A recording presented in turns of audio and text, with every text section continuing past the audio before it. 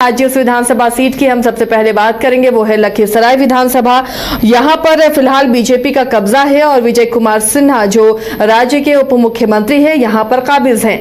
तो इस बार भी क्या पार्टी उन्हें टिकट देगी, इस बार भी क्या वो जीत का तड़का लगाएंगे या फिर यहां पर मुकाबला कुछ ज्यादा मुश्किल होता हुआ नजर आ रहा है। समीकरण क्या कहते हैं इसे जानने की हम कोशिश करेंगे। रंजन जी, अगर लखीसराय को आप स्कैन करते हैं तो लखीसराय सीट क्या बताती है? क्या यहाँ फिर से कमल खिलेगा? क्या विजय सिन्हा ही उम्मीदवार होंगे या मुकाबला इस बार किस तरह का हो सकता है? देखिए, इसमें किसी को कोई संदेह नहीं होना चाहिए कि उम्मीदवार तो विजय कुमार सिन्हा ही होंगे। अब मुकाबला आसान होगा या कठिन, ये तो जब उम्मीदवार सामने आएंगे तब पता चलेगा। लेकिन फिलहाल जो बातें छनकर आ रही हैं उसके अनुसार विजय कुमार सिन्हा को घेरने की पूरी कोशिश की जा रही है और उनके खिलाफ एक तगड़े कैंडिडेट की तलाश भी जारी है कि एक मजबूत कैंडिडेट उनके खिलाफ दिया जाए ताकि उनको जो है लखीसराय में घेरा जाए। दरअसल विजय कुमार सिन्हा के सामने महागठबंधन की तरफ से तो चुनौती है ही, गठबंधन के अंदर से भी चुनौतियां कम नहीं हैं उनके सामने। और अभी आप देख भी रही हैं कि कई ऐसी चीजें घटित हो रही हैं जिससे दिखता है कि विजय कुमार सिन्हा जो है उनको एक टफ फाइट में जाना पड़ेगा। क्योंकि देखिए, ललन सिंह जो हैं उनका ये लोकसभा का क्षेत्र है, चूंकि लखीसराय विधानसभा जो है मुंगेर लोकसभा का हिस्सा है। और जब ललन सिंह हैं वहां पर तो उन्होंने अभी सूर्यगढ़ा के विधायक प्रहलाद यादव के लिए जो कुछ बातें कही थी उसके बाद जो है विजय सिन्हा जो है वो प्रहलाद यादव के समर्थन में दिखाई दिए थे। तो अगर ये खटास बढ़ी तो वो जो है एक मुश्किल आन पड़ सकता है। तो जैसा मैंने कहा कि चुनौतियां बाहर से तो हैं ही, घर के अंदर से भी कम नहीं है विजय सिन्हा के लिए।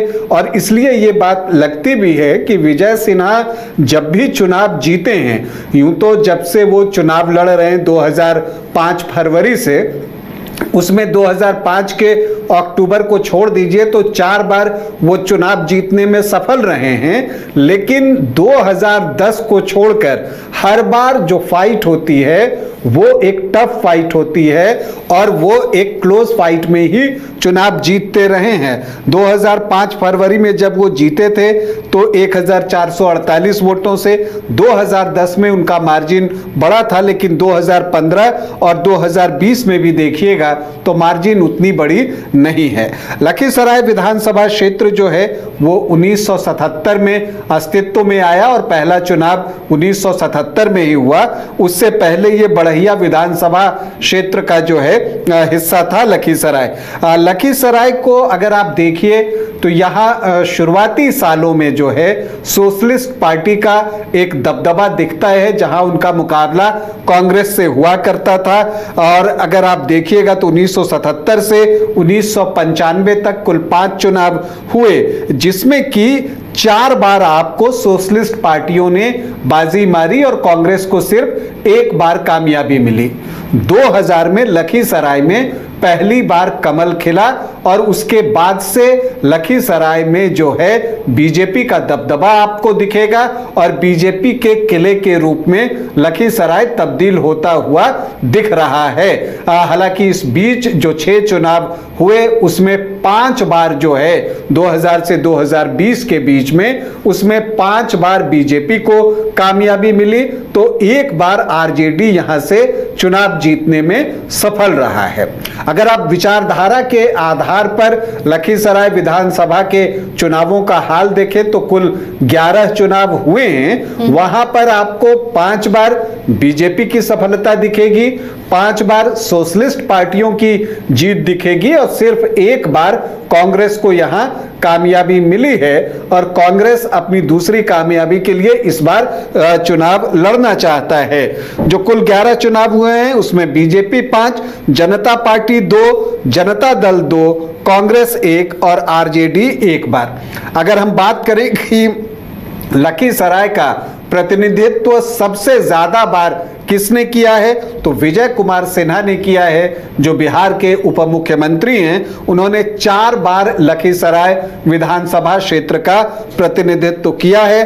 कृष्ण चंद्र प्रसाद सिंह 3 बार यहां से चुनाव जीतने में सफल रहे हैं। अगर आप लखीसराय के आखिरी 3 चुनावों की बात करें तो साल 2010 जब नीतीश कुमार की लहर कह लीजिए थी, उस समय विजय कुमार सिन्हा को 78,457 वोट आए थे। 54% जो है उनका वोट था। फुलैना सिंह आरजेडी के प्रत्याशी थे, जिनको 18,837 वोट आए, 12.97% वोट। अजय कुमार सिंह निर्दलीय चुनाव लड़ रहे थे, उनको 16,635 वोट आए, 11.5% वोट। और रमाशंकर शर्मा कांग्रेस प्रत्याशी थे, उनको 12,255 वोट, मतलब कि 8.44% वोट। लेकिन चूंकि विजय कुमार सिन्हा को 54% वोट आ गए थे, तो जीत उनकी तय थी और जीत का मार्जिन था 59,620 वोट, मतलब कि एक बड़ी जीत जो है उन्होंने हासिल की। 2015 में जो है राज्य की राजनीति जो है उसने एक करवट ले ली थी। आरजेडी, जेडीयू, कांग्रेस एक साथ महागठबंधन के छाते के नीचे चुनाव लड़ रहे थे, तो ऐसे में लगा कि इसका नुकसान जो है वो विजय कुमार सिन्हा को उठाना पड़ सकता है। लेकिन जीत का मार्जिन बहुत कम हो गया, लेकिन जीत मिली तो विजय कुमार सिन्हा को ही मिली। तब उनको 75,901 वोट आए थे, 40.79% वोट। और दूसरे स्थान पर जेडीयू से रामानंद मंडल थे, जिनको कि 69,345 वोट आए थे। और सुजीत कुमार बीजेपी के बागी थे, 8,112 वोट लेकर आए, 4.36% वोट। और दिलचस्प ये था कि शिवसेना के राम पुकार मंडल को 6.2% वोट आ गए, 11,551 वोट। तो यहां पर 6,556 वोटों से विजय कुमार सिन्हा को जीत मिली। हालांकि ये जीत बहुत टैक्टिकल भी आप कह सकती हैं, क्योंकि जेडीयू का प्रत्याशी था, शिवसेना ने भी अपना प्रत्याशी दिया था, दोनों के चुनाव चिन्ह थोड़े से मिलते जुलते थे। और इस शिवसेना को जो है 11,500 के आसपास वोट पड़ गए। तो यहां पर आप कई लोग कहते हैं कि ये एक टैक्टिकल मूव था, जिसका कि फायदा विजय कुमार सिन्हा को मिला। फिर साल 2020 आता है। 2020 में परिस्थितियां बदल चुकी थी। जेडीयू वापस से एनडीए फोल्डर में आ चुका था, तो विजय कुमार सिन्हा जो है एनडीए के प्रत्याशी बनकर फिर से चुनावी मैदान में उतरे और अमरेश कुमार कांग्रेस प्रत्याशी के तौर पर यहां चुनावी मैदान में उतरे। और यहां पर जब आप मुकाबला देखते हैं तो विजय कुमार सिन्हा को 74,212 वोट मिला, 38.2% वोट। अमरेश कुमार को 32.8% वोट आए, मतलब कि 63,729 वोट।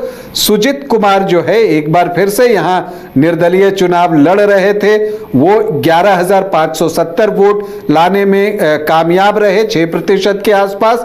और फुलैना सिंह 10,938 वोट, वो निर्दलीय चुनाव लड़ रहे थे, 5.63% वोट। तो विजय कुमार सिन्हा को जो जीत मिली वो मिली 10,483 वोटों की।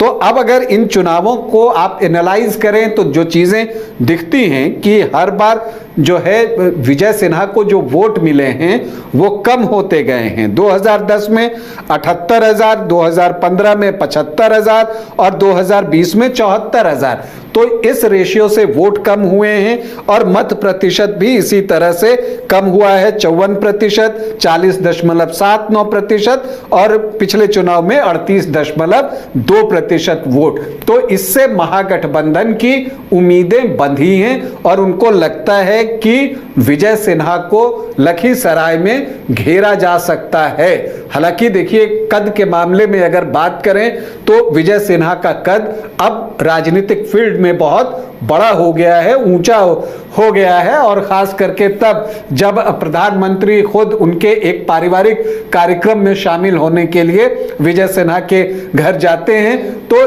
इन चीजों की वजह से, उप मुख्यमंत्री हैं, उनकी वजह से उनका एक कद ऊंचा हुआ है और उनकी बातें अब जो है वो सुनी जाती हैं। तो इसलिए ये एक फर्क जो है यहाँ पर दिखता है। वैसे लोकसभा के चुनाव की अगर हम बात करें तो लखीसराय में राजीव रंजन सिंह यानी ललन सिंह को जो है यहां पर बड़ी लीड मिली है, 43,489 वोट। तो क्या वो चीजें विधानसभा चुनाव में रिपीट होंगी? आमतौर पर लोकसभा चुनाव और विधानसभा का चुनाव अलग होता है और वो हमने देखा है। अब वो ललन सिंह के वोट थे या वो आपको एनडीए के वोट हैं, उसका पता अभी विधानसभा चुनाव में चल जाएगा। वैसे अगर आप देखिए तो यहां पर अगर हम बात करें दावेदारों की, तो कांग्रेस से कई दावेदार हैं इस सीट के लिए।